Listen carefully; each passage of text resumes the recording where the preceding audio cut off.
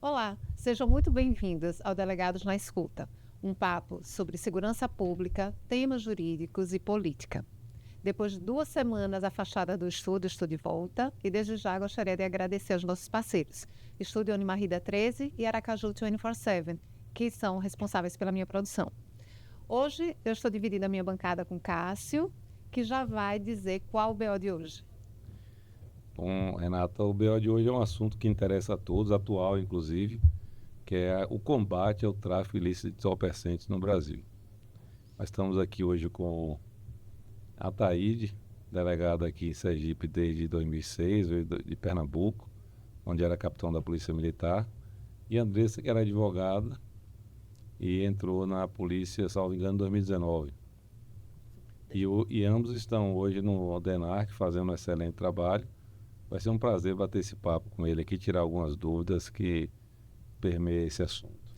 Bem-vindos, Andresa, Taíde. Obrigado, Obrigada Renato. por ter Obrigado, aceitado o Cássio. nosso convite. Um prazer enorme ter vocês aqui. E o tema de hoje certamente desperta a curiosidade de muita gente. Não é nada fácil, a gente sabe, investigar tráfico de entorpecentes. É um crime que traz com ele uma série de outros crimes por trás, né? Então, um crime que realmente assola a nossa sociedade.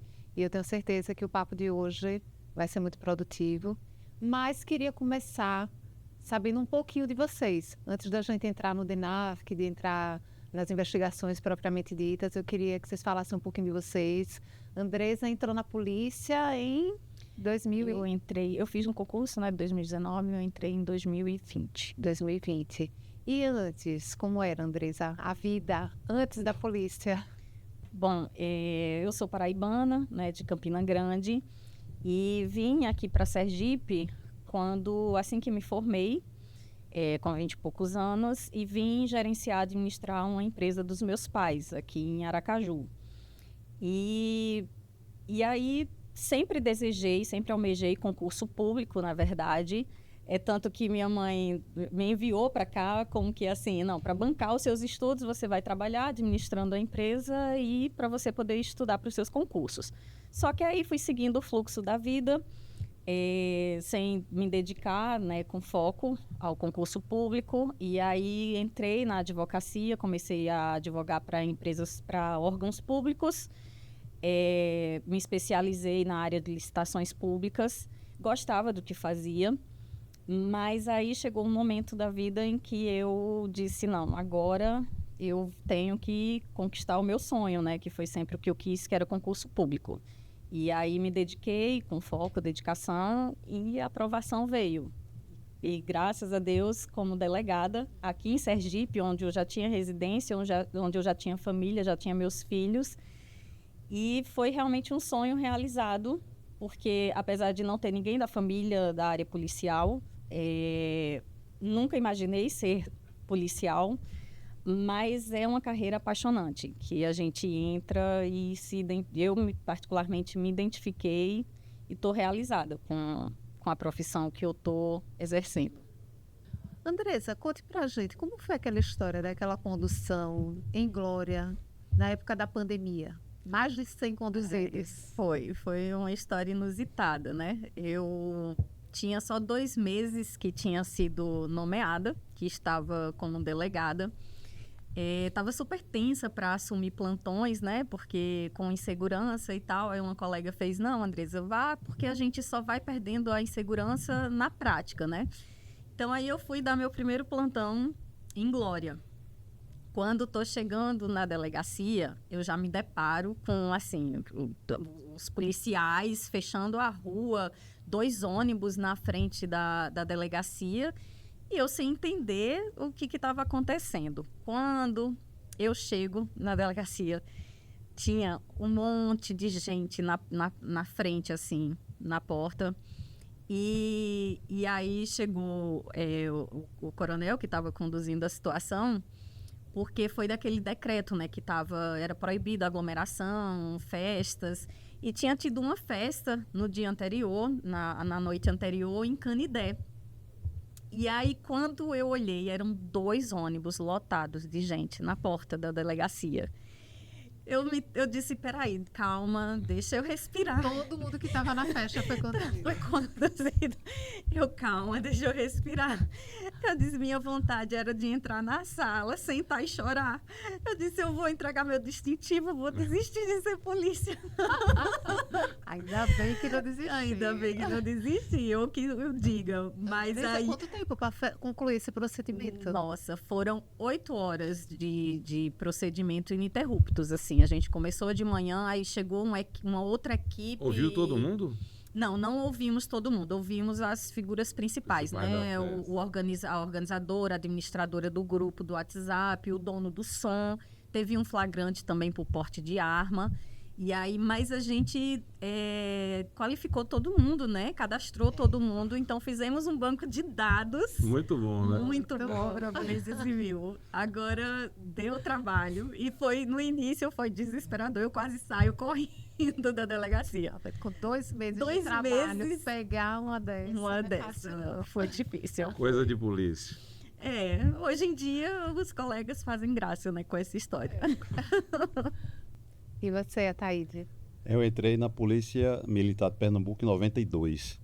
Passei 3 anos na Academia de Formação de Oficiais e saí de lá, de Pernambuco, e vim ser delegado aqui. Assumindo em dezembro de 2006, minha primeira lotação foi Poço Redondo, e aí passei por várias lotações no interior e agora estou no DENARC, né? Eu entrei na polícia por influência de familiares. Eu tenho primos que são delegados, são oficiais da PM lá em Pernambuco. Então foi por influência da minha família, né? Eu tenho vários tios também que são policiais. Acabei seguindo essa profissão e não me arrependo. Então já tinha ideia do que era a vida policial, né? Isso como eu disse, né? Vários tios policiais. E aí eles sempre conversavam comigo, tal, às vezes até me incentivavam a fazer o concurso. Só que eu estava fazendo uma coisa que não tinha nada a ver com polícia. Eu fazia ciência da computação lá na UFPE. Totalmente diferente, né? Pois é. Aí foi quando surgiu o concurso lá do CFO, eu fiz, aí calhou de eu ser o primeiro lugar, me animei e estou aqui hoje. É isso. Ataíde, você teve 2 experiências com a polícia. Você passou pela Polícia Militar e depois veio para cá exercer a carreira de delegado de polícia. São 2 atividades distintas, né? Apesar da confusão que algumas pessoas fazem de vez em quando. É isso. Nós temos o trabalho preventivo importantíssimo feito pela Polícia Militar, mas temos o trabalho investigativo, que é outro ramo da persecução penal. Você sentiu muita diferença, tanto em relação à matéria como em relação à questão organizacional da profissão? Sim, enquanto eu era oficial da PM, eu chegava na delegacia, entregava o ROP, né? E a partir dali eu não tinha mais ciência do caso. E hoje não, hoje sou eu que recebo o ROP da PM, né? E a partir dali eu desenvolvo o trabalho de investigação com a equipe.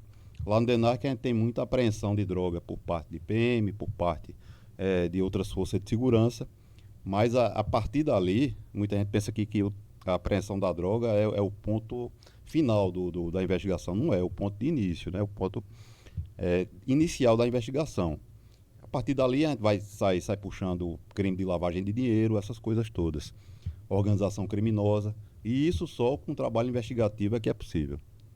Falando sobre essa questão da organização criminosa e do crime de lavar dinheiro, o que a gente percebe hoje nos DENARCs aí pelo Brasil é que o foco hoje a energia tem sido gasta mais ou empregada mais no levantamento dos ativos das organizações, para que você faça o que todo mundo fala nos debates sobre o combate ao tráfico de drogas, que é você atingir o bolso do traficante. Porque Isso. o traficante ele precisa de um patrocínio com dinheiro para poder bancar essa atividade. Como é que está isso aqui em Sergipe? Eu vi que eu participei de uma operação com vocês, eu gostei muito da operação. Nós aprendemos, acho que uns 18 veículos, né? E aí foi uma operação até que, não só me engano, foi a empresa que estava comandando. Isso, exato. E aí eu queria saber que é que você, Ataíde, Andresa já chegou aqui nesse momento de transição, mas nós não, né? Nós atacávamos o tráfico de drogas ali na rua, na apreensão de droga, no foco maior, na quantidade de droga. Eu vejo que o foco hoje do DENARC é um foco mais de desarticular de verdade a quadrilha, mexendo na parte de ativos. Como é que está isso? Então, a gente está focando nas grandes apreensões. Em janeiro, a gente teve aí 1 tonelada quase de maconha, né, que só o DENARC apreendeu. Mas também a gente não pode descurar dessa parte dos ativos, da recuperação dos ativos. Então, a lavagem de dinheiro é importante que seja combatida, né? O DENARC está virando a chave e, graças a Deus, tem dado certo. Teve a operação, está tendo ainda a operação Lockdown, que é capitaneada aí pela colega Andresa. E nessa operação foram quase 20 veículos apreendidos, mais de 20 veículos apreendidos, na verdade. 2 milhões de bloqueio em contas bancárias, né? Imóveis sequestrados. Tudo isso aí fruto de um trabalho investigativo que já vinha há mais de um ano. A Andresa pode falar mais um pouquinho sobre essa parte. Então, o DENARC precisa fazer isso. Porque só pegar a droga não vai adiantar, né? Vai ser enxugar gelo, como se diz. A gente pega 1 tonelada hoje, daqui a pouco o traficante já está capitalizado de novo e está agindo da mesma forma. Essa operação Lockdown, ela ainda está em andamento? Tá, as investigações ainda estão transcorrendo, né? Foi uma operação, como a Thaíde falou, né, que a gente vinha numa investigação há mais de um ano, e aí, além da investigação policial em si, levantamento de campo, para identificar os participantes da organização criminosa, porque era uma organização criminosa voltada ao tráfico, também investigamos a questão, o lado financeiro também. E aí, com toda essa investigação, com os vários relatórios de investigação, que a gente conseguiu, perante o judiciário, esse bloqueio de valores em contas bancárias, indisponibilidade de imóveis e o sequestro de vários veículos. E foram cumpridos 13 mandados de prisão. Todos em Sergipe ou também ela abrange outros estados, essa investigação? Todos em Sergipe. E a priori... A atuação é só aqui mesmo em Sergipe. Isso. Ataíde, uma curiosidade minha, eu sei que a gente sabe de forma empírica, não tenho esse estudo, nenhum trabalho nesse sentido aí que eu possa pesquisar, mas a gente sabe aqui na polícia que o crime organizado ele não tem conseguido se instalar em Sergipe. Isso. Né? Mas eu estou dizendo isso aqui de forma empírica, né? Não estou lá no sistema para saber. A gente sabe que a Bahia, o Rio de Janeiro, alguns estados grandes aí da federação, São Paulo, você tem comandos, às vezes, um comando só, ou você tem mais de um comando. A Bahia, a gente sabe que tem lá a Catiara e o Bonde do Maluco, um patrocinado pelo Comando Vermelho e o outro pelo PCC. Isso, exato. E eles estão diretamente ligados ao crime organizado, e uma parcela do crime organizado está no tráfico de drogas, que não é só tráfico de drogas, mas também a maioria está ali no tráfico de drogas. Aqui em Sergipe, nessas investigações do DENARC, tem se identificado a atuação dessas facções externas ou as facções são mais internas aqui em Sergipe? Não, tem se identificado sim, agora de uma forma não tão grave como na Bahia, por exemplo, né? Aqui em Sergipe não se vê criminoso ostentando arma de grande poder de fogo, por exemplo, fuzil. Aqui não se vê criminoso ostentando fuzil, como a gente vê na Bahia, como a gente vê no Rio de Janeiro. Por quê? Porque o estado é pequeno, é fácil de controlar, e tem também a questão da inteligência policial, que funciona muito bem aqui, né? Não estou dizendo que Sergipe está imune a essa situação que ocorre, infelizmente, em alguns estados. Só que, por enquanto, isso não se vê, né? Essa gravidade toda não se vê aqui. Isso dá uma tranquilidade para a gente, né? Porque eu passei pela delegacia de homicídios e a delegacia de homicídios está muito ligada à atuação dos grupos de tráfico de drogas. E o que é que a gente percebia lá? Aracaju é mais ou menos dividido em área, né? Tem um cara que manda na Coroa do Meio, um cara que manda em São Cristóvão, inclusive um dos chefes lá foi eu que prendi no homicídio na época, Ramon, irmão de Léo Grandão e do Gegão, né? Os outros dois que estavam soltos já morreram, né? A gente tinha o Sapão ali em Bugio. Aqui no centro a gente tinha o Júnior Cabeludo, né? Tudo isso eu conheci, sem ter passado pelo DENARC, conheci na homicídios, né? E geralmente os homicídios eram determinados pelo controle do local de venda, né? Mas eu na homicídios eu não me deparei com nenhuma situação de facção. O que eu me deparava lá em 2017, Renato, era com chefes locais. Obviamente você tinha um fornecedor provavelmente dessa turma toda de fora, né? Sim. Mas você tinha os locais, cada um mandava numa área e sempre que alguém tentava vender por ali, eles mandavam matar, né? Nós tivemos um episódio, Ataíde, não sei se você lembra disso, você estava no interior ainda, mas aqui no centro teve uma sequência de homicídios. Na época que tinha aquela feira ali, que foi uma coisa boa que a prefeitura fez, foi acabar com aquela feira ali, porque eles armavam as tendas, Renato, ali ao redor da rodoviária antiga, e viravam uma cobertura. E ali embaixo, minha filha, era homicídio o tempo todo, tráfico de drogas, e ali você tinha uma briga entre o pessoal de Júnior Cabeludo na época e eu acho que o pessoal da Barra dos Coqueiros, na luta pelo tráfico ali no centro. Muita gente tinha barraca, um dos investigados nossos tinha uma barraca de verdura que ele vendia droga lá, né? E foi até assassinado lá. Ele mais o grupo dele matou um pessoal. Eu estava ouvindo a esposa da vítima na delegacia quando a PM me ligou dizendo que o cara tinha morrido. A mulher que eu estava ouvindo chegou a dar risada, estava envolvida no homicídio. Quando ela ouviu a notícia de que tinha matado lá, ela deu risada enquanto estava sendo ouvida no homicídio do marido dela, né? Então a pergunta é, de lá para cá mudou alguma coisa nesse sentido ou é mais ou menos esses grupos locais aqui que tem esse comando? Não, é mais ou menos isso aí. Continua São mais grupos locais, isso, exato. Eu acho que em todo o país é assim, né? A gente vê no Rio de Janeiro, isso é bem nítido também, né? Essa disputa de poder, né? Cada região, cada bairro, né? Com aquelas particularidades do Rio, né? Além do Aquele jogo absurdo, né? lixo, né?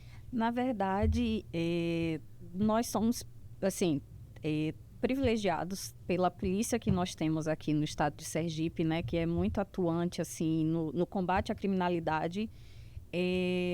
Mas, assim, aqui em Sergipe nós não temos facções próprias, como em outros estados tem. Porque além do Comando Vermelho do PCC, que tem unidades em toda a federação, né? Eles têm estados que têm facções próprias, que geralmente são membros, seja do PCC ou seja do Comando Vermelho, que se desliga e monta sua própria facção. Mas aqui em Sergipe não temos. E tem a atuação, vez ou outra aparece algum membro do PCC ou do Comando Vermelho, porque eles também trabalham de formas diferentes. Só a título de curiosidade, o Comando Vermelho, eles não, nos estados em que tem as facções ligadas ao Comando Vermelho, eles não são ligadas à facção do original. Eles seguem as mesmas diretrizes, os mesmos mandamentos, mas caminham por pernas próprias. Já o PCC tem outro perfil. Eles meio que vendem franquias, né? Então, assim, eles ficam coordenando da sede, né? E os membros nos estados atuam sob esse comando, não caminham sozinhos. Mas aqui a gente, assim, nós não temos assim esse histórico. Agora, acontece como o Cássio falou mesmo. Agora, assim, eu imagino que a gente não chegou a esse ponto exatamente por causa desse trabalho que é feito pela polícia, né? Porque Sim, vocês exato. atuam bem ali no início do problema e acaba que as facções não se criam, né? Não Disse se Cássio, né? Isso. Então começa ali e fora que tem esses embates entre eles mesmos, né? Que acaba fazendo uma limpa, vamos dizer assim. Também. Taíde, outro assunto interessante que eu queria abordar agora com você é o seguinte. Quando eu estava na homicídio, eu lembro da homicídio que tem uma ligação. Eu sempre faço essa pontuação porque eu vi a questão do tráfico lá. Nós tínhamos aqui um traficante chamado Hamster, de apelido Hamster, lá do Costa e Silva, ali, por ali, aquela região ali do Feira Costa, né? E eu comecei a perceber na homicídios que muitos dos nossos investigados estavam indo para o Paraguai, né? Outros indo para... matavam aqui, a gente pedia mandado de prisão e ele sumiu. E tínhamos notícia, tem um deles mesmo que mandou matar um rapaz aqui no Siqueira Campos, que mora no Paraguai. E sabíamos que alguns iam para Itajaí, em Santa Catarina também, era um local onde esses homicidas ligados ao tráfico iam. Porto de Itajaí, que a gente sabe que tem uma entrada boa de droga também. E Rio de Janeiro nós tivemos, salvo engano, 2 ocorrências lá, que eu me lembro. Uma foi a que eu quero que você fale sobre ela, sobre a prisão do Hamster, que o Hamster, Renato, ele é um rapaz aqui de Sergipe, até de família organizada, não é? Mas é um criminoso nato. Eu peguei lá 2 homicídios com ele lá. Ele mandou matar o Jean, que era um informante antigo da polícia, que foi morto ali na Rua do Acre. Esse foi com requinte de crueldade? Parece que... Não, não, teve esse um não. que foi bem... Esse a gente conseguiu, o COP estava investigando eles, e a gente conseguiu um áudio dele, passando todos os detalhes de como ele queria que acontecesse o crime. Inclusive ele fala, fulano vai no banco da frente como passageiro, o outro vai dirigindo, vai uma moto do lado direito, quando ele parar na sinaleira, o passageiro desce o vidro, dá um tiro de escopeta, depois desce, dá uma rajada de metralhadora. Tudo que ele falou no áudio, antes do crime, os caras fizeram. Foi um planejamento, enfim. E o outro foi um homicídio que ele praticou ali no Costa e Silva, foi um dos primeiros, que algum cara que estava malhando, a mulher dele estava malhando por ali, que eu me lembro dessa história por alto, não foi comigo, mas eu fiquei sabendo, e mexeu com a mulher dele ali, fez uma brincadeira e ele matou a mulher dele. Eu sei que ele é perigoso. E ele tinha esse homicídio lá, que estava perto de sair, inclusive, pelo primeiro homicídio, quando saiu o mandado de prisão desse caso que a gente investigou, que foi a investigação do COP, que acabou resvalando em homicídios. O grupo dele, inclusive, morreu quase todo em operação, lá com o pessoal do COP. Eu queria que você me falasse dessa prisão, na sequência, dessa prisão dele no Rio de Janeiro e dessa ramificação de Sergipe com outros estados da federação. Sim, certo. O Hamster, né, que é o Breno Vinícius Garção Martins, eu recebi um disco de denúncia em dezembro de 2022, dando conta que ele estaria no Rio, no Complexo da Maré. Só que, assim, a denúncia ainda era vaga, porque o Complexo da Maré são 17 comunidades, me parece, e 140 mil habitantes. Então, trocando informações com a delegada Mayra, da Divisão de Inteligência Policial, então eu pedi autorização, eu levei a situação ao delegado-geral, Tiago Leandro, ele falou com o Dr. João Eloy, e nós fomos ao Rio de Janeiro. Precisávamos do contato visual, da confirmação de que ele estaria nessa residência. Lá nós tivemos o apoio do delegado Rodrigo Coelho, da DRE e da equipe dele, e aí levantamos um drone do 22º Batalhão, que fica ao lado do Complexo da Maré. Nós tínhamos a casa suspeita e aí levantamos o drone. Foi quando vimos, depois de uns 10 minutos lá com o drone sobrevoando a casa, vimos o Hamster. Então é ele aí nessa imagem. Como é que você conseguiu identificar ele aí? Você não está dando para ver o rosto? Você tinha Porque ele tinha vídeos em que passeava com um cachorrinho. E a gente viu o cachorrinho aqui. Ah, entendi. A gente sabia que... por causa do cachorro. E a gente sabia também que ele morava nessa casa sozinho. Né? Ah, tá. Então, assim, foi bem... A gente foi muito feliz porque foi no primeiro dia que a gente estava no Rio de Janeiro que a gente conseguiu localizar, identificar o Hamster naquela casa. E essa equipe toda aí, precisou de tanta gente assim para entrar no complexo? Precisou. A operação foi adiada 3 vezes, né? Porque em virtude da DPF 635, o pessoal tinha que ter autorização do secretário para poder entrar lá na Maré. Caveirão e tudo, né? Pois é. Então, assim, foram 3 adiamentos. Num desses adiamentos eu já estava com colete, né, que protege contra tiro de fuzil. É uma situação totalmente diferente de Sergipe, né? Porque Sergipe a polícia entra em qualquer lugar, graças a Deus. Lá no Rio não, a gente tem essas particularidades. Mas enfim, aí houve uma reunião lá com o pessoal do BOPE e foram necessários aí 3 blindados, cerca de 30 homens, para entrar lá e pegar o Hamster. Aí veio a questão de São Polícia, né? O Hamster percebeu a movimentação e saiu de casa, fugiu. Só que pegaram ele num beco perto da casa dele. A gente tinha passado a foto pro pessoal do BOPE e aí conseguiram pegar o Hamster. Aí pegaram fuzil, pistola, com ele? Droga, isso. Só que ele tinha um segurança, né? E o segurança assumiu a propriedade, a responsabilidade por esse material por ordem de um dos chefões lá da Maré. Então, foi feita a prisão, foi feito o flagrante e trabalho de investigação lá do DENARC, focando na lavagem de dinheiro, nós conseguimos outro mandado de prisão preventiva para o Breno, desta feita por lavagem de dinheiro. Então foi uma operação muito bem sucedida e que ao mesmo tempo mostrou a dificuldade que o pessoal do Rio de Janeiro tem para trabalhar. Otair, e essa movimentação financeira dele é significativa? Sim, sim. Aqui, para Sergipe, ele é um grande traficante. Só que no Rio de Janeiro ele não era soldado do tráfico, nem era um chefão, ele estava ali intermediário, mas a movimentação dele era da ordem de milhões. Então, milhões? Isso, exato. E ele é novo, né, Daí? Ele movimentou, me parece que quase 3 milhões num curto período de tempo. É um cara novo, né? Novo, é. Saiu daqui de Sergipe, foi para o Rio, homiziou-se lá no Complexo da Maré e de lá ficava comandando o tráfico aqui.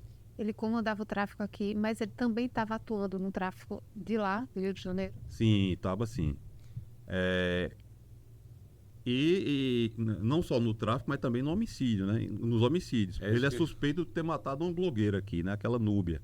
Foi um crime que repercutiu bastante aqui em Sergipe. Então o Hamster é suspeito de ter ordenado a morte dela. Mas chegou a alguma conclusão na homicídios sobre essa investigação? Não sei dizer em que pé está a investigação, só sei que ele está figurando como investigado no inquérito policial. Rapaz, pelo perfil do Hamster também, não é difícil que ele tenha sido utilizado lá no Rio de Janeiro para cometer homicídio também, não.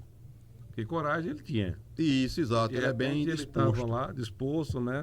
Novato lá, de repente, para mostrar... Outra dificuldade que a gente teve lá foi que a cidade da polícia, lá no Rio, ela de um lado tem a favela, o complexo de Manguinhos e do outro Jacarezinho.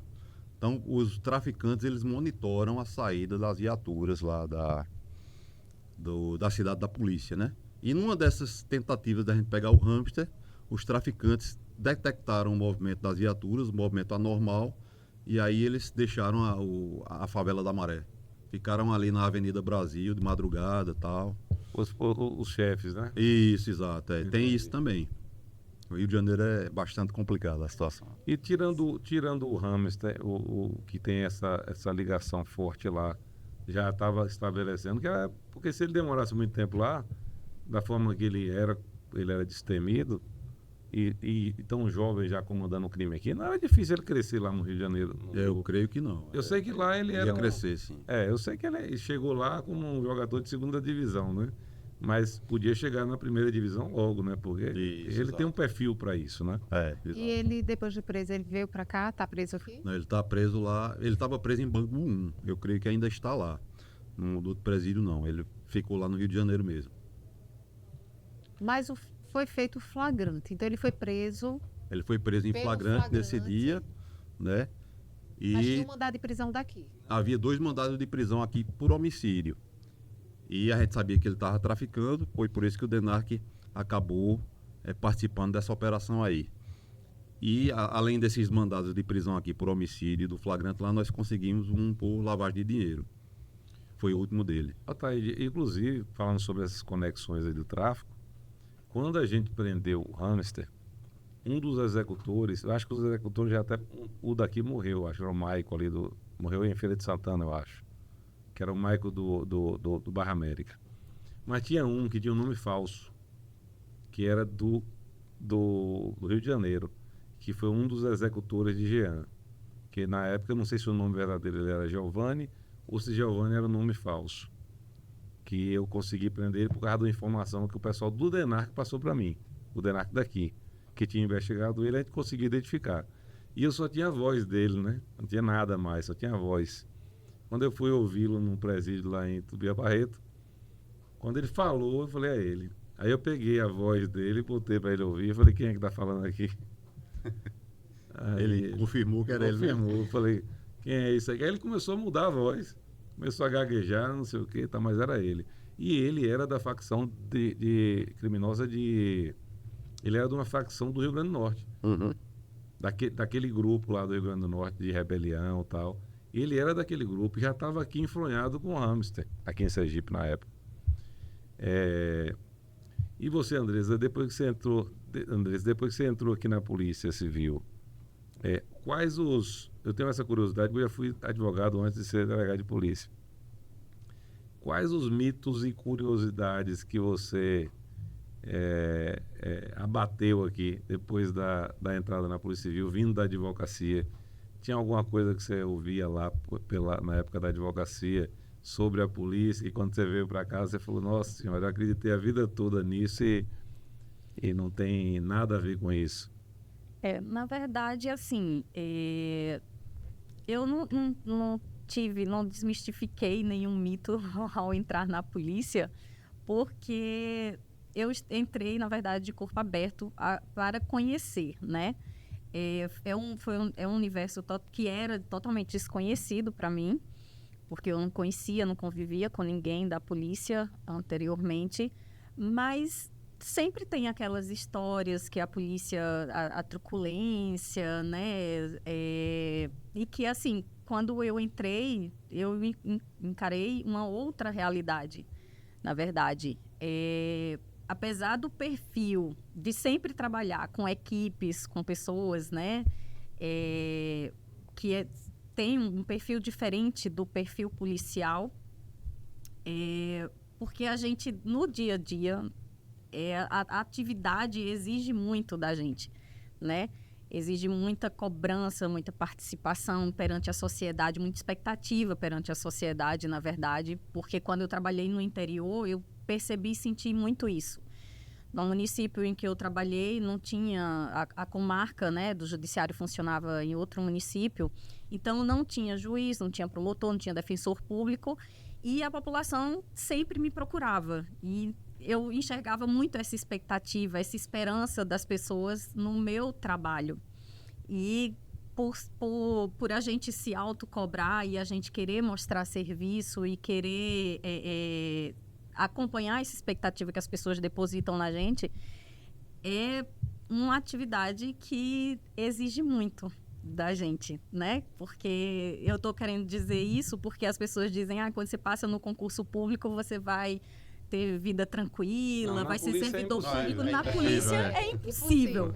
Então, esse foi o principal, vamos dizer, mito que eu consegui, assim, desmistificar. E, inclusive, depois que a gente entra na polícia, principalmente quando a gente vai trabalhar numa especializada, a gente, inclusive, tem que continuar estudando, né? Isso, exato. Para poder se atualizar. Você, inclusive, recentemente fez um curso, não foi aqui fora, né? Isso. Como é que foi essa experiência? Nossa, foi uma experiência única. Eu fui para o Pará, fiquei em Belém do Pará, junto com a Polícia Civil de lá. Foi um curso, assim, muito intenso, porque tínhamos aula de segunda a sábado, o dia inteiro. Foi assim, muita informação. Foi muito aprendizado. E a gente aprendeu lá, assim, muitos recursos investigativos, né? Os quais, assim, a gente está pretendendo colocar em prática aqui nas nossas investigações.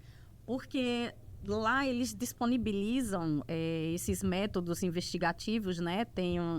Porque a criminalidade lá é muito alta. Então, assim, eles conseguem chegar a um nível assim, de investigação que eu ainda não tinha aprendido, né? Eu fui aprender em loco, na prática, lá.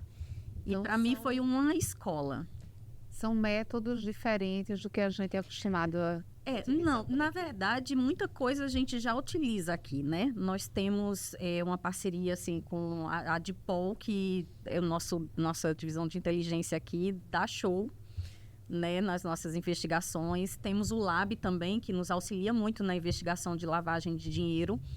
Mas, assim, devido à realidade deles lá, eles disponibilizam de outros recursos que a gente ainda não pelo menos assim, eu ainda não tinha, assim, aprendido, tido contato, isso. E aí, para mim, foi uma escola e tanto, assim. E eu também adorei, assim, fui muito bem acolhida pela Polícia Civil de lá. Cássio até comentou, né, a questão dessa troca com outras polícias do país, assim, isso é muito importante, porque principalmente quando se trata do tráfico de drogas, porque assim, as drogas aqui do estado, elas não são fabricadas aqui, elas vêm de fora. Inclusive, é uma curiosidade que eu tenho, perguntar sobre isso. As drogas que são traficadas aqui em Sergipe, normalmente elas vêm da onde? Vem do Paraguai, né? Paraguai, Colômbia, tem Peru também. Cocaína não se produz aqui no Brasil, né? Pelo certo, toda a cocaína que é apreendida aqui no Brasil vem de fora, pela experiência nossa, né? E falando em prisões e interação com outras unidades federativas, a Andresa fez uma prisão em São Paulo, né? Foi também. O ano passado fui para Mogi das Cruzes, que foi uma prisão de um caminhoneiro que ele estava transportando 1 tonelada de maconha num caminhão e a carga, ela estava toda destinada para vários estados aqui do Nordeste. As caixas contendo os tabletes de maconha tinha a identificação, né? Fortaleza, Alagoas, Natal e foi apreendido aqui em Sergipe, o caminhão. Ele conseguiu fugir e aí, diante das nossas investigações, nós conseguimos localizá-lo em Mogi das Cruzes. E com o apoio da Polícia Civil de lá, nós conseguimos lograr êxito na prisão. Muito bom. Ataíde, eu queria puxar uma outra conversa sobre um assunto que está muito em discussão hoje, que para a gente que trabalha, para vocês que trabalham com o DENARC, o topo da pirâmide, mas nós temos lá na base quem sustenta que são os usuários, né? Se não existissem os usuários, não teria tráfico, né? Mas o uso de entorpecentes no mundo é uma coisa histórica, né? A Inglaterra jogou o ópio dentro da China e dominou a China depois, né? Mas aqui, essa discussão, eu sei que não diz respeito à atividade de vocês. Vocês trabalham com grande tráfico, nem com pequeno tráfico vocês trabalham. Mas eu queria ouvir de vocês. A gente aqui tem hoje uma discussão. O Supremo querendo estabelecer um limite de quantidade de droga para você não deixar muito solto isso para que a polícia interpretasse, enfim. Quer colocar uma quantidade mínima como é na Europa, né? Na Espanha, salvo engano, até 3 cigarros de maconha no tamanho normal é uso e a partir daí já se vai para o tráfico, né? Eu não sei se querendo copiar outros países, eles têm essa discussão hoje da descriminalização da droga, do porte de droga e a delimitação para a interpretação da gente. E, por outro lado, vem o Senado com a PEC, uma PEC querendo barrar essa, vamos dizer, discricionariedade, esse ativismo jurídico do Supremo de tratar desse assunto da forma que estava sendo tratado. Pelo que eu estou vendo, tanto de um lado como do outro, não muda nada, né? A única preocupação que a gente tinha, eu já fui delegado plantonista, nunca trabalhei no DENARC, mas já peguei situação de flagrante, é que às vezes você pode pegar um usuário com uma quantidade grande de maconha, vamos lá, um usuário com meio quilo de maconha, porque é possível que o cara fume meio quilo de maconha ao longo de 3 meses, e aí ele guarda para ficar usando diariamente. E é possível também que você pegue um traficante com pouca quantidade. Então, a meu ver, é uma discussão meio sem sentido. Queria saber de vocês o que vocês acham a respeito desse assunto. Eu sou contra estabelecer uma quantidade mínima, né, para definir usuário e traficante. É como a gente estava conversando antes aqui do podcast. Pode acontecer de a polícia prender um usuário na conta de um traficante ou vice-versa, né? E aquela pessoa ser condenada. Por exemplo, um traficante que já vendeu praticamente a droga toda dele, né? Ele pode entrar como usuário. Tava só com o restinho, né? Isso, e assim, tem uma situação gravosa, né? Porque o cara já passou boa quantidade da droga para as pessoas. E a quantidade de droga é só um componente que vai influenciar no julgamento por parte do juiz, né? E nós também, como delegado ali na hora do flagrante, né? Isso, exato. Pois é. Sem contar que vai provocar o fracionamento, né? Os traficantes vão utilizar desse subterfúgio aí para fracionar, arregimentar mais gente aí para o tráfico e fracionar a droga. Então, assim, eu sou contra. Como eu também sou contra a pena privativa de liberdade para o usuário. Eu acho que o usuário tem que ser tratado de uma forma totalmente diferente do traficante, como já se encontra na lei, né? E para a gente deixar mais claro para os ouvintes que nem todos aqui são policiais, nem formados na área jurídica, o procedimento hoje da plantonista, quando eu estava lá, chega a polícia militar com a quantidade ínfima de cocaína, maconha, qualquer coisa que seja, não tem prova de que aquilo ali é tráfico, é apenas uso, a pessoa diz que é usuário, aí nas condições que foram presas também faz presumir que é usuário. Aí a gente faz o procedimento no TLC para a polícia militar, pega aquele procedimento, manda para a perícia vai fazer o exame o exame de constatação da droga, manda para o judiciário para um termo circunstanciado. Na audiência não cabe nada além da demonstração por parte do juiz em relação ao usuário.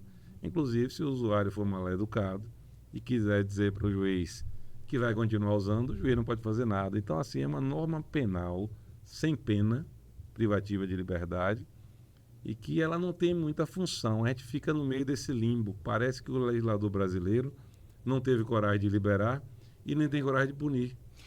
Isso, exato. Né? A gente está no meio dessa... É uma loucura isso. Ou você pune ou você não pune, porque se você fica no meio disso, cria uma situação esdrúxula, né? Você imagina, hoje imagina numa audiência, o usuário falar para o juiz, não, eu vou continuar usando, estou com vontade de usar, a escolha é minha, e o juiz não pode fazer nada, não é? Então, eu acho que, sob o ponto de vista, eu concordo com você em relação a isso, e a gente está vendo essa discussão, muita matéria na TV. Eu, sinceramente, eu acho uma perda de tempo, porque não é um assunto relevante para o combate da criminalidade. Isso, exato. Porque a gente tem que focar no combate do grande tráfico. Por exemplo, se a gente está fazendo sucesso, porque o DENARC, desde algum tempo, tem concentrado a atuação nos grandes criminosos, nos grandes traficantes. E, salvo engano, quase todos presos já, né, Thaís? Isso é um número bom. São poucos aí. Não, eu digo dos comandantes. Dos mais conhecidos, né? Vamos tem lá. Alguns ainda... Dos que eu lembro da homicídio. Sapão tá preso? Isso, Sapão tá preso. Tá que preso. comandava a região ali do Bugio. O Hamster tá preso. Tá. O Ramon de São Cristóvão tá preso. Mas ainda tem gente em São Paulo, tem gente até fora do país. Que ainda está no comando. Isso, Mas o que eu quero dizer é que o DENARC aqui conseguiu, junto com o homicídio, tirar muito comandante aqui. Eu sei que num tráfico, toda vez que você tira, o poder nunca fica vazio. Quando você tira um chefe, vem outro chefe para o lugar. Outra coisa interessante, Thaís, eu não sei se vocês trocam essa informação lá no homicídio, Renata, quando eu prendia um traficante que comandava uma área, por exemplo, nós prendemos uma vez um traficante lá na Coroa do Meio, que até morreu no presídio depois. Esqueci o nome dele agora. Toda vez que a gente prendia o traficante que tinha mandado matar algum usuário, algum concorrente ali, aí uma vez o Dr. João me ligou me dando uns parabéns que ele tinha prendido um traficante desse. Aí eu falei, chefe, tá cedo ainda. Porque toda vez que você prende um traficante numa área, os subcomandantes brigam para tomar conta da área. Então, necessariamente, ou quase todas as vezes, quando você prende um traficante que comanda a área, tem uma guerra ali dentro para tomar o comando. Aí você vai ter vários homicídios. Continua desse jeito, Ataíde? Eu não tenho acompanhado quando estou no homicídios mais, mas continua desse jeito. Toda vez que você tira de circulação... Sim, né? A questão do vácuo do poder, né? Quando a gente retira de circulação alguém, aquele espaço é preenchido por um compasso dele. A gente teve uma sequência aqui, tem um ano mais ou menos, ou 2 anos, aqui no Bugio, Olaria, por aqui, você teve uma sequência de homicídios grandes aqui, Siqueira Campos, depois foi controlado. Isso provavelmente tem a ver com a disputa pelo tráfico. Agora, saindo totalmente da polícia, Thaís, e voltando para um assunto que eu queria que você falasse, é desse lado seu, escritor. Além de ser um excelente delegado de polícia, e que está comandando o DENARC aí com muitas apreensões de droga, prisão de criminoso, investigação de lavagem de dinheiro, eu queria que você falasse também sobre essa questão desse Ataíde escritor aí, que tem recebido alguns prêmios aí pela competência na escrita? Então, comecei a escrever, tá com 11 anos por aí. Eu sou um escritor meio tardio, né? Escrevi um conto, aí esse conto foi bem recepcionado e aí eu me animei. Aí teve o concurso Off Flip, o primeiro que eu participei foi em 2021, fiquei em 8º, me animei também, assim, na modalidade crônica, né? É o que eu gosto de escrever. E aí fui participando dos concursos. No seguinte, eu fiquei em 3º e fiquei em primeiro lugar com uma crônica que nasceu quando eu estava numa delegacia, na delegacia de Santo Amaro, né? Porque lá em Santo Amaro o cemitério fica em frente à delegacia. E aí tem lá Disque Coveiro, tem uma placa lá em frente ao cemitério, lá no portão do cemitério de Santo Amaro das Brotas. Disque Coveiro e 2 números de telefone. Aí eu comecei a pensar, 2 números, será que a demanda tá alta demais, né? Aí comecei a escrever uma crônica humorística e essa crônica foi a primeira colocada no concurso. Até ganhei um dinheirinho. E aí, nesse último concurso, eu fiquei em primeiro também com uma crônica de cunho humorístico também, né? O resultado saiu ontem. Então, a escrita é uma forma de esquecer um pouquinho os problemas do trabalho, que são muitos, né? A atividade policial é estressante. E é isso. Pretendo continuar depois que me aposentar. Muitas crônicas, elas nascem de situações que eu vivenciei na polícia. Por exemplo, lá em Lagarto teve um homicídio que a gente investigou e conseguiu descobrir a autoria, que mataram um cara e colocaram num poço. E taparam o poço, né, tamparam o poço e os urubus ficaram sobrevoando lá a área, né? E a gente descobriu a localização do cadáver também por conta desse detalhe. Aí eu escrevi uma crônica sobre isso, fez parte até de uma coletânea. E há vários delegados escritores, né? Tem o delegado Tiago Lustosa, o delegado Antônio Hélio, que gostam de escrever crônicas, o delegado Gerlândio. A gente escreveu o Código Penal em Crônicas em autoria pela editora Juspólio. Tem delegados aí de outros estados também que participaram dessa obra. Então escrever é sempre bom, é legal. E aí, quem sabe mais tarde a gente faz uma compilação aí das suas crônicas, né? Pra gente publicar, hein, Ataíde? Pode ser. E Andressa, tem alguma atividade paralela, assim, que acabe surtindo o efeito de terapia? Porque termina sendo uma terapia, né? É como a Ataíde falou, a nossa atividade é tão exaustiva que a gente realmente precisa ter uma válvula de escape, alguma atividade que traga prazer, que traga leveza, né, para o nosso dia a dia. Você também tem algo? Não, nesse momento, minha terapia... Os meninos, né? são os filhos. São quantos? São dois. Mas que idade? Um já está com 20 anos, já está no 7º período de direito, já para orgulho da mãe, e o outro está com 12 anos. Porque nessa idade já é mais tranquilo. Já é mais tranquilo. Mas é pequeno. Como também eu tô há pouco tempo na polícia, né? Então eu ainda tô aprendendo muito, então ainda tô estudando, né? Então não tenho assim ainda um passatempo como a Ataíde, né? Porque realmente a Ataíde entrou em 2006, né? Já é uma realidade diferente, né? A gente sente o peso da atividade policial após um certo tempo. Acho que no início ainda tem todo aquele gás, o próprio encantamento com a atividade, né? E a gente não se deixa levar tanto pelo lado mais difícil da profissão, né? Eu acho que só depois de um tempo é que a gente realmente sente mais o peso, né, da dificuldade do trabalho, do dia a dia, das tensões. Então, acho que você ainda tem um caminho pela frente. Que bom. Mas, apesar que eu ainda, meu lado terapêutico, né, é a dança. Sim. Eu faço dança. Então, dança você já consegue liberar muito da tensão, com certeza. Então temos 2 artistas no DENARC, né? Um escritor e uma dançarina. Dá para fazer uma crônica, viu, Thaís? Pois é. Thaís, já é um desafio aí pro próximo. Thaís, e o DENARC está como hoje? A atuação do DENARC é no estado todo? É no estado todo. Nós contamos com quantos 20 delegados, quantos agentes? São 3 delegados, né? Eu, Andressa e Rafael Kaufer. E eu vou falar de alguns números aqui, bem rapidamente. A gente assumiu em julho de 2022 De lá para cá foram cocaína, 569 quilos apreendidos. Dinheiro dá quanto isso? Isso pelo DENARC. Vamos botar cada quilo aí a 20 20 mil. Vai dar 12 milhões. Por aí. Vizinho bom. Maconha, 1 tonelada de 800 quilos. 184 prisões de julho de 2022 para cá. Né? Tivemos aí várias operações grandes. 3 incinerações nesse período de tempo, totalizando aí das incinerações quase 5 toneladas. Essas incinerações dizem respeito à droga que é apreendida pelas outras forças de segurança também, né? E pelas delegacias da capital e do interior. Tivemos a operação Lockdown, né? Ainda está em andamento, foram 13 prisões, 28 buscas, mais de 2 milhões bloqueados. Enfim, tivemos prisões importantes fora de Sergipe. O trabalho do DENARC não para, né? Se diz que a guerra às drogas é uma guerra perdida, né?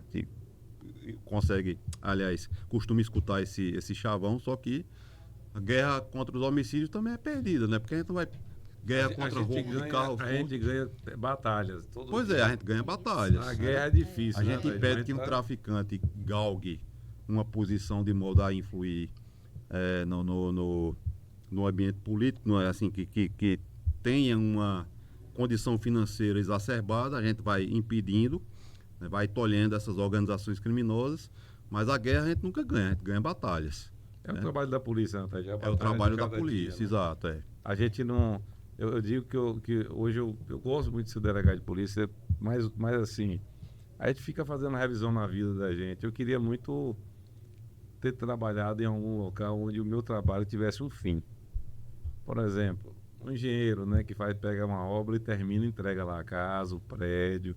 A gente nunca entrega 100% o nosso trabalho, a gente entrega pedaço do nosso trabalho, até porque a gente prende, infelizmente, daqui a uns dias sai, não por conta do judiciário, mas por conta da legislação frouxa que tem no Brasil, né? Que a gente tem o desprazer. Outro dia eu estava na delegacia, prendi o cara que matou o Rosenberg, aqui, um advogado aqui de Sergipe. 2 anos depois, estou no homicídio, esse cara bate na minha porta e entra na minha sala, na delegacia. Eu não sabia quem era, falou só pelo nome, né? Nem imaginei que ele estava solto. Também é um susto, né? Mas, enfim, é o trabalho de cada dia lá, a Delegacia da Mulher. Rapaz, olha, esses episódios de podcast têm dado muita alegria pra gente saber o tanto que a gente é importante. E, assim, sob o ponto de vista da atividade pública, a Polícia Civil, nós estamos aqui falando de Polícia Civil, mas a Polícia Militar também, todas as forças de segurança do Estado de Sergipe, mas aqui eu vou puxar a bola para a Polícia Civil, tem feito um ano, nós vamos completar 30 anos esse ano de carreira, com números excelentes, o DENARC com números excelentes, a Homicídios com números excelentes, a Hope Food veio com números excelentes, a DAGV com números excelentes. Os números bons seus refletem nos meus e refletem no daqui. É assim, a polícia não trabalha isoladamente. Quando você vê tudo dando certo, é porque tem vários setores fazendo sua parte. E é muito bom receber vocês aqui, né, Renata? Para a gente discutir. Trabalho em conjunto também, né, entre os colegas, porque assim, o tráfico de drogas mesmo, ele engloba uma cadeia criminal. Está ligado a tudo praticamente. Está ligado a tudo, pois é. E leva aos homicídios, né, como você falou. Roubo de carro. Roubo de carro, pois é. Até roubo de celular, né? Então essa parceria também, esse trabalho em conjunto, porque a gente trabalha muito em parceria com o DHPP também, auxilia muito também no trabalho. Então, dos bons números, graças a esse trabalho em conjunto com toda a polícia. É isso, nós estamos nos aproximando do fim, né? Foi muito bom ter vocês aqui. Mas queria que vocês deixassem uma mensagenzinha aqui no final do nosso podcast para os nossos ouvintes. Bom, eu agradeço a oportunidade de participar do podcast e desejo sorte, viu, Renata, na presidência da DEPOL. Na negociação, né? E consiga a tão valorizada. Depois de tanta... A tão esperada valorização da carreira, eu tenho certeza que você vai fazer um excelente trabalho. E é isso. O DENARC está à disposição da população sergipana, né? Seja através do Disque Denúncia, é uma ferramenta muito boa, 189, nos tem auxiliado bastante, né? E é isso, a nossa atuação é no estado todo, o efetivo é pequeno. Dentro das possibilidades, a gente procura verificar denúncia por denúncia e a gente age. E isso se reflete nos números, né? Quando eu cheguei aqui em 2006, a realidade era totalmente diferente. Eu fiquei numa delegacia em que éramos apenas eu e um escrivão e um agente. Foi lá em Poço Redondo. De lá para cá melhorou muita coisa, a carreira se fortaleceu, vai se fortalecer cada vez mais, eu tenho certeza disso. E pronto, meu recado é esse. Muito obrigado a vocês dois. Eu gostaria de agradecer o convite, parabenizar vocês pelo podcast e que isso aqui é um espaço assim que está sendo um espaço único, né, para a polícia divulgar o trabalho, para chegar junto, mais próximo à população, né, as pessoas saberem que a gente não é só policial, a gente também é gente como a gente, né, o nosso lado humano também. E quero agradecer, dizer que foi uma honra estar aqui com vocês. Parabéns. É isso mesmo. Parabéns também a vocês pelo trabalho que vocês vêm fazendo no DENARC, né? A sociedade agradece, porque, como foi dito aqui hoje, é esse trabalho que vocês fazem que evitam, né, que evita que as facções tomem conta, né, e que criem raízes no nosso estado, né? Então, parabéns, obrigada. O objetivo do nosso podcast é exatamente esse, é mostrar para as pessoas o que vem sendo feito pela polícia, né? Mostrar os resultados. Muitas das vezes as pessoas só conhecem o lado negativo da criminalidade, da violência, e não sabem quantas notícias boas a gente tem para divulgar. E não sabe o trabalho sensacional que os delegados vêm fazendo. Então, a gente está aqui para isso, né, para trazer à tona esse trabalho maravilhoso que vocês e os nossos demais colegas estão fazendo e aproximar, né, a polícia da sociedade, da comunidade. Cássio, obrigada. Bom, nós estamos chegando ao fim, né, de mais um episódio aqui do Delegado na Escuta. Assistam o vídeo, se inscrevam no canal, acione o sininho para que você possa receber nossos próximos episódios. É um prazer estar aqui com vocês, com esses dois colegas maravilhosos que vêm realizando um trabalho junto ao DENARC. E até o próximo episódio com mais notícias sobre a carreira delegada de polícia, sobre o trabalho feito pelos delegados e pela Polícia Civil no estado de Sergipe. Tchau, até o próximo episódio. Obrigada.